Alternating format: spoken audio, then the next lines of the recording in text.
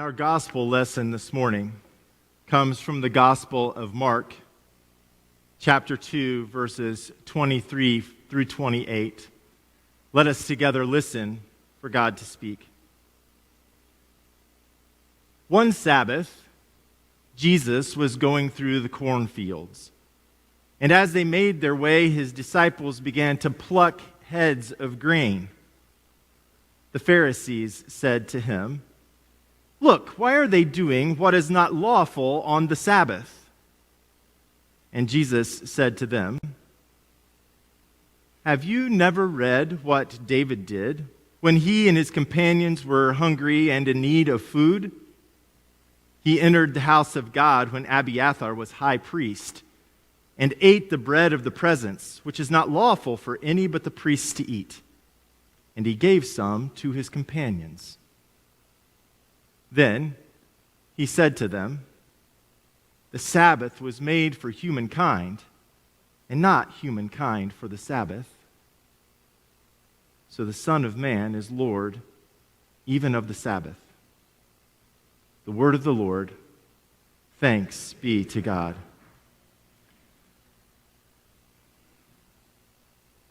Hey there. Take a moment. Take a deep breath. Here you are. You made it. Recognize this space, your space, wherever that may be, and your presence in it. Notice what you're feeling right now.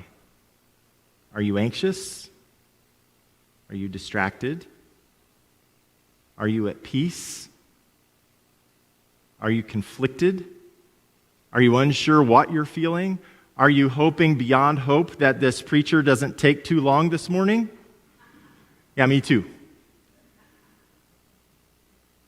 What if we were to take a moment when nothing else can get in except what we are doing right here? Can we do that together?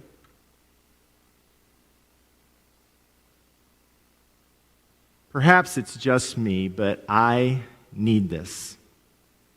It seems like I am constantly in a rush. My rhythm is often one of running from one appointment, one activity, one commitment to another, and then on to the next.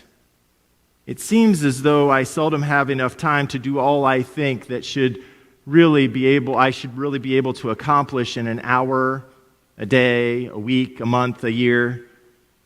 And even when I do find that I have the time, I never completely unplug. My phone is always at my side, or in my hand, or in my pocket. And sometimes I even catch myself looking for it while I'm talking on it, or while I'm holding it. You are all probably familiar with the panicked phone search, which goes something like this. Yeah. Happens to me all the time. And in addition to all of that, I rarely get real rest, sometimes even when I'm asleep. Anyone else? Or perhaps it's just me, but I doubt it, because when I ask people, "How are you?" the number one response I receive back is busy, and the number two response I receive back is tired. In our culture, speed is honored and being overscheduled is the norm. We fill our days and our schedules with more than could possibly be accomplished in twice the amount of time. Even our vacations seem to be filled to the brim with activity. And if you're like me, you return home from your vacation longing for time to recover from your busy schedule. We are rewarded for this frenetic pace. We are always on the quest for more. We long for instant results, a quick resolution in the fastest way from here to there, and faster internet. We want a multitude of choices, hundreds of streaming options and channels, a full aisle or more of cereal and chips at the grocery store, and anything our hearts could ever desire, and items we didn't even know we needed until we saw them are all available same day, next day, or at least within the week with a simple click of the mouse.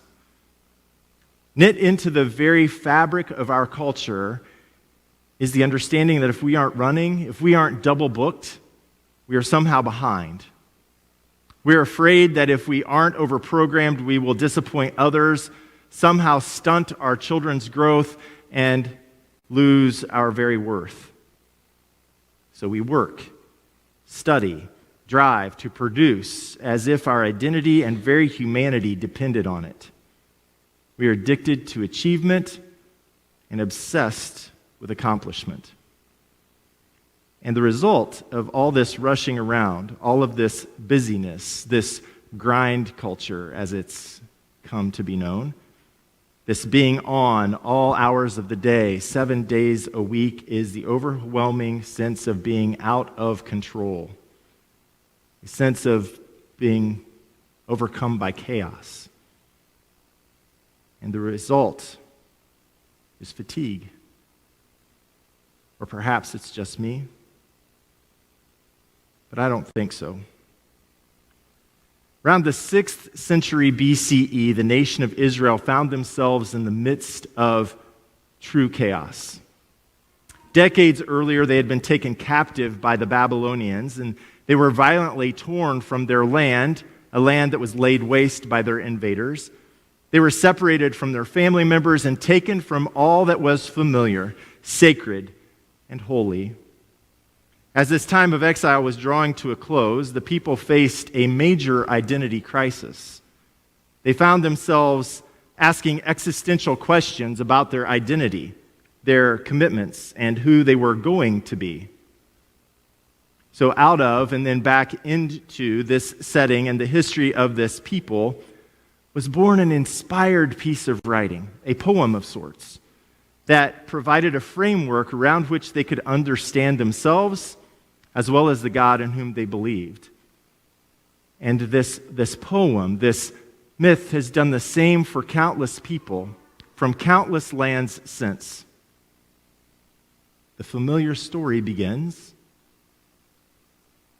in the beginning, when God created the heavens and the earth was a formless void, and darkness covered the face of the deep, while the breath of God swept over the face of the waters. Into the formless void and darkness of their tumultuous existence, they imagined the breath of God hovering over the chaos. And they imagined the divine, the God of their ancestors, uttering order, beauty, and magnificent art of life into being. They dreamt of a world where the wind, breath, and spirit of God would speak into the chaos in which they found themselves, creating light and sky and water and land. The God of beauty and life moving into disorder, creating heavenly bodies, swarms of creatures to fill both the air and the seas, animals to occupy the land, and humanity to work alongside with all of creation. They envisioned that this God who created and continues to create with divine breath, in full voice then proclaimed that all of this was very good. All of this. This beautiful piece of art, this sacred text, was not designed to inform its hearers and readers about the science of how the worlds came into being. And I want you to hear this. It had a deeper and bigger purpose than that.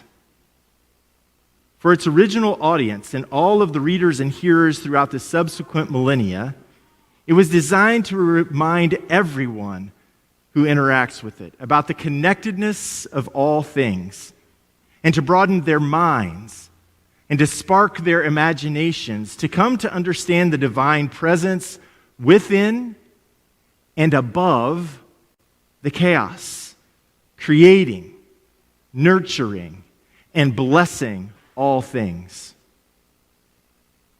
Now, this poem of hope to the people living in chaos and despair doesn't stop as the story of the created order. No, there's one more word. The God whose presence they were being reminded of made way for one last thing, one more vital piece of creation for it all to be complete. And what was it? Rest. Shabbat in Hebrew. In that rest is the assurance that all things are good. All is complete. And there is nothing more that need be added. This rest is central to the text. And yet, in our culture and in all of the cultures that have come before us, we see the idea of rest as novelty, an idea that has come and gone long ago, something only available to the dreamers and the foolish. Even the way we divide the story betrays what we actually think about this idea of rest, of ceasing work, of Sabbath. The artificial chapter breaks, which were added to the text in the 13th century CE and continue to this day, leave the creation of humanity as the climax of this first creation poem, reinforcing an anthropocentric worldview.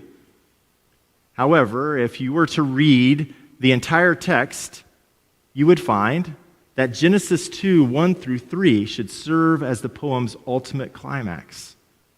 So listen to our text from this morning again, along with that which comes just before it, without a chapter break.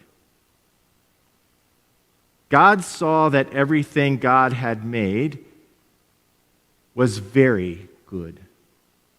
And there was evening, and there was morning, the sixth day. Thus the heavens and the earth were finished, and all their multitude. And on the seventh day, God finished the work that God had done, and God rested. God ceased on the seventh day from all the work that God had done. So God blessed the seventh day and hallowed it, because on it God rested. God ceased from all the work that God had done in creation. On this seventh day, the day of perfection, the day of completion, God paused. This rest, Shabbat, is the ultimate act of the God who speaks, who breathes into the chaos of existence and creates beauty and blessing. This rest is a divine subversive act to the patterns that we have created in our world. The people of this beautiful story can hear and know that there was an endless enoughness, if that's a word, to the work that had been done. And in our poem, this seventh day, this day of rest, it is the only day blessed by the Creator. Sabbath has always been a difficult concept to understand in a culture that believes more is always better. We have a tendency to chase that which is temporal as if it was eternal. But the creation story tells us a different way of living. It gives us a different understanding of the world and our place in it. Sabbath rest is the great countercultural message to the practice of chasing accomplishments, achievements, and production, as if they had the power to add to our worth, could add to that which has been declared as enough, or could somehow save us. So, what are we to do? What does all of this mean for us? Well, maybe the message of Sabbath, of rest, is designed to bring us to a reset And maybe that begins right here, right now, on this day, in this moment, and in the next moment too. For it is right here, right now, that we can rest in the completeness of this day and in our own inherent worthiness.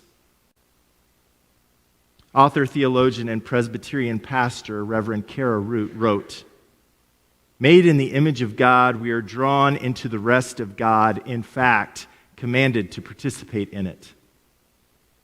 In order to remember who God is and who we are outside of what we do to keep things going." Perhaps this rest, this Sabbath, is designed to serve as a reminder that our accomplishments, our achievements, and our productivity do not enhance our value. And in the same manner, our missteps, our mistakes, and our failures cannot diminish our worth. Today is beautiful. It needs nothing added to be so. And the same is true for you and for everyone you will meet. That's the message of this space in which we gather. It's the message of the table. God is a God of abundance. And you and I have been called, no, we've been commanded to rest in it. And then to make it possible to work to ensure that all have the opportunity to do the same. You see, there's justice in Sabbath rest. It takes intentionality to shake off the clutter that we are so good at adding to our lives, to shut off the phone, to silence the notifications, and to quiet the sound of cultural white noise that we have become so familiar with. But we can do it together. We can take a break. We can create space to breathe. We can abide in this moment. It is sacred time, and it is given to us as a gift. So rest, friends. Rest. The world will continue to spin. The sun will continue to shine. And the love of God will never fail. To God be the glory. Amen.